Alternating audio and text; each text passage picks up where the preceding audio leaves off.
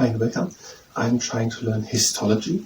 Today, deep wound healing, and after we've done it, we're gonna do leg injury prevention training. And if you participate in the leg injury prevention training, then it's better at your own risk. And we're talking about wounds, the blood system, internal anatomy, and so on. And this is no medical advice. And this is part 2 of deep wound healing. And now we want to do a presentation where I want to say what is deep wound healing or how does it work. Deep wound healing. Deep wound healing occurs when an injury extends to the dermis and subcutaneous layer. Because multiple tissue layers must be repaired, the healing process is more complex than in epidermal wound healing. In addition, scar tissue is formed and the healed tissue loses some of its normal function. Okay, that could be something which you mentioned. Deep wound healing leads to scar tissue being formed, scars or scar tissue being formed, and loss of some functions. Deep wound healing occurs in 4 phases: an inflammatory phase, a migratory phase, a proliferative phase, and a maturation phase. During the inflammatory phase, a blood clot forms in the wound and loosely unites the wound edges. Okay, inflammatory phase, a blood clot forms and loosely unites the wound edges. Loosely closes. Unites the wound edges. This is the same as closes it. It unites the wound's edges. And loosely unites the wound edges.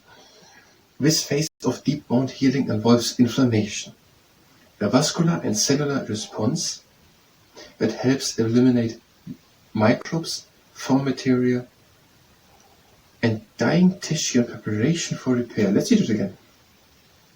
This phase of deep wound healing involves inflammation, a vascular and cellular response that helps eliminate microbes, foreign material, and dying tissue in preparation for repair. Do they say here that the inflammation is also eliminating the dying tissue, so its own tissue of own body? Let's not read too much into the sentence in this long sentence. But maybe. Okay. And an inflammation response is the inflammation is the vascular and cellular response to eliminate microbes, foreign material, and dying tissue in preparation for the repairing.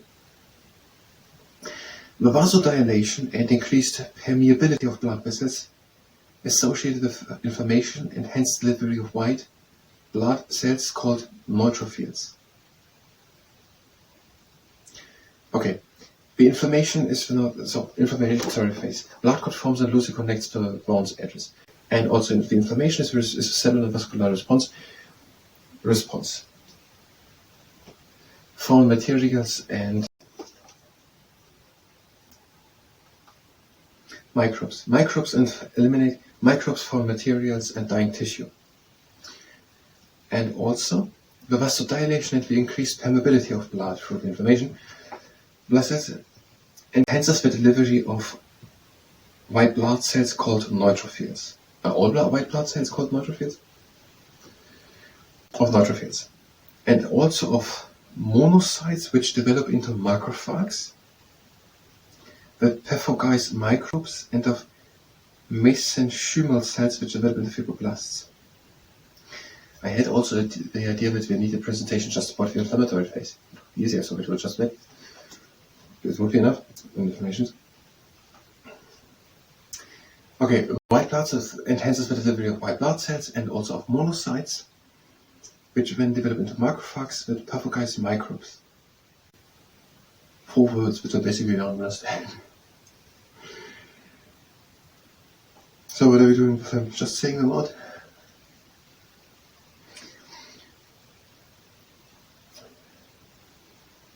Monocytes, a type of cell called monocytes, come there and they develop then into macrophages, and these macrophages are then pathogenizing the microbes.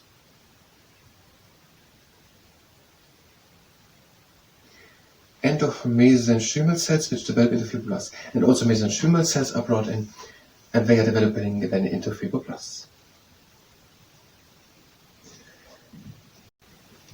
Dies ist einfach Nachinformation. The 3 phases that follow do the work of repairing the wound. In the migratory phase, the clot becomes a scab, and epithelial cells migrate beneath the scab to bridge the wound. Okay. The clot which has closed the wound's edges becomes a scab, and it's bridging the wound. Maybe it is actually not closing the wound in the first phase, and it's actually just at the edges. Or when it becomes a scab, it bridges the wound. Fibroblasts migrate along fibrin threads. Here's the other thing. The clot becomes a scab, and epithelial cells migrate beneath the scab to bridge the wound. Not the scab to bridge the wound. The epithelial cells will migrate there. Okay, the clot becomes a scab, and epithelial cells migrate there, let's say there, to bridge the wound. Fibroblasts migrate along fibrin threads and begin synthesizing scar tissue. Fibroblasts migrating in, so they're coming, and along fibrin threads are beginning to synthesize scar tissue, and that consists out of collagen fibers and glycoproteins. And fibroblasts are coming in, and along fibrin threads are the beginning to forming scar tissue. Are they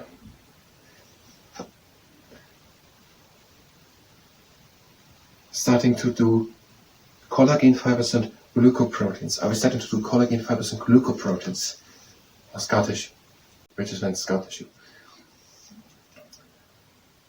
This is pretty much for one video. During this phase, the tissue filling the wound is called granulation tissue. The first thing here. And damaged blood cells begin to regrow. And during the migratory phase, also the blood vessels start to regrow. Okay. Do we have time over? What are we doing? First thing.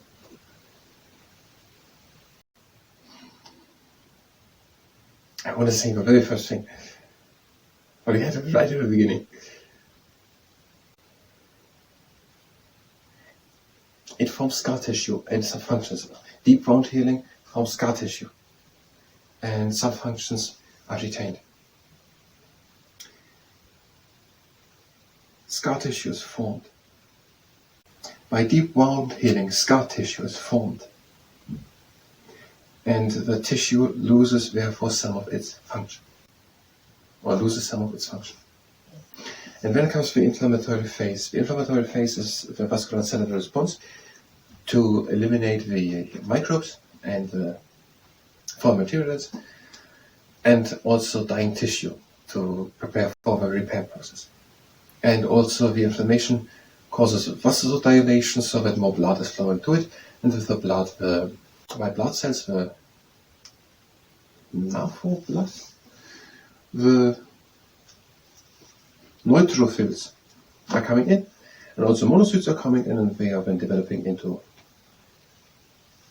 children, and they are there to do something.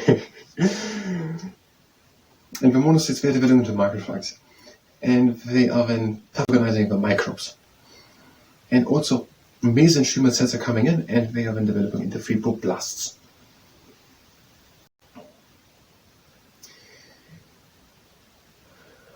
Somehow do we need that part as a singular video? All four together is good, but if we actually ask for it, would there not be a fifth following one out of the years? There's this quote: "Scars don't heal, but they bleach." I don't know what to do. We're going to do maybe in the next part actually all these 4 phases singular in one video, in one individual video. But we want to do maybe, if you're able to do all one in one part, we're going to come back and we're going to do we're just going to work on. That was for histology part. If you were here for histology, you can graduate it. Next part of histology, if you stay and participate in the leg intervention training, then this bit of your own is good. We're staying in good and we're swinging one leg to the side and in front.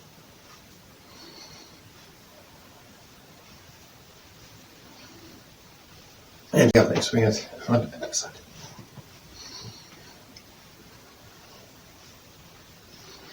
And now one leg, bring it in front and back.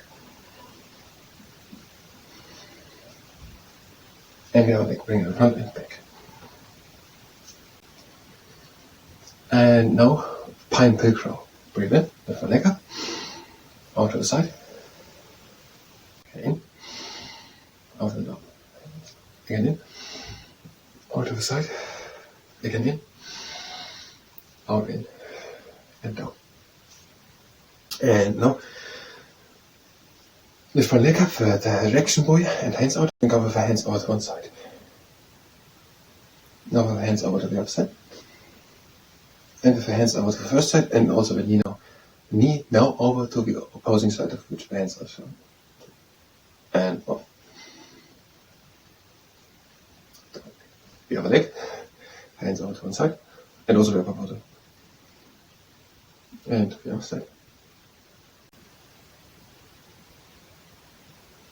And now hands over, knee over, and off. In. And now let's try to knee up and press the knee up to the side.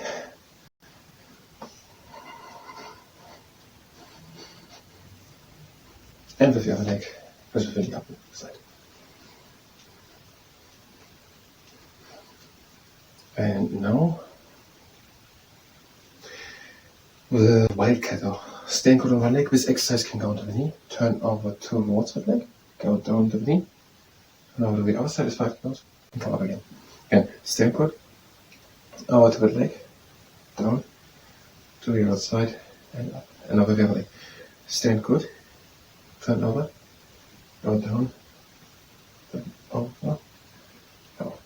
Again, stand good, turn over, down, to the other side, and up.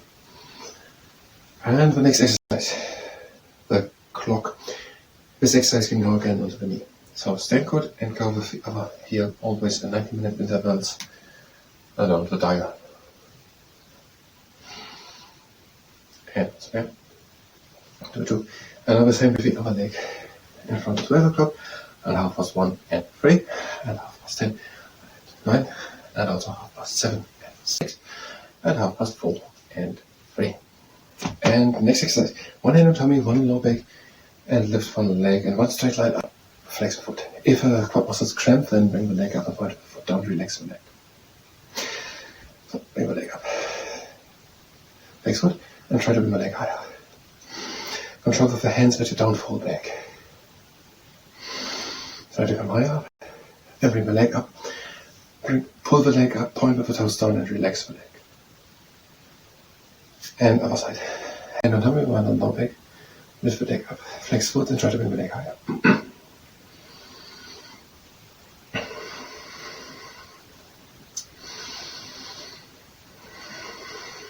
And pull the leg up and point with the foot down.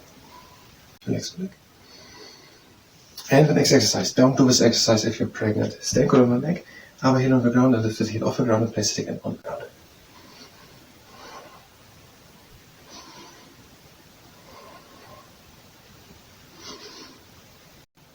And the other heel onto the ground and lift the heel off the ground and place it again on the ground.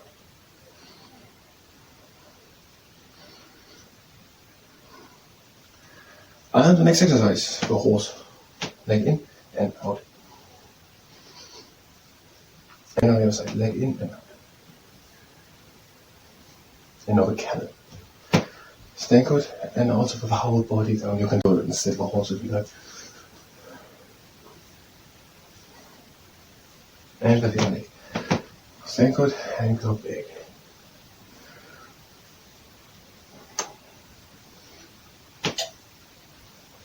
And one more. And now we're ending. Legs wide apart, breathing out. And breathe out. Again. Out. Breathing across the legs. And breathe out. That was the leg injury concentration. I thank you very much, and until next time.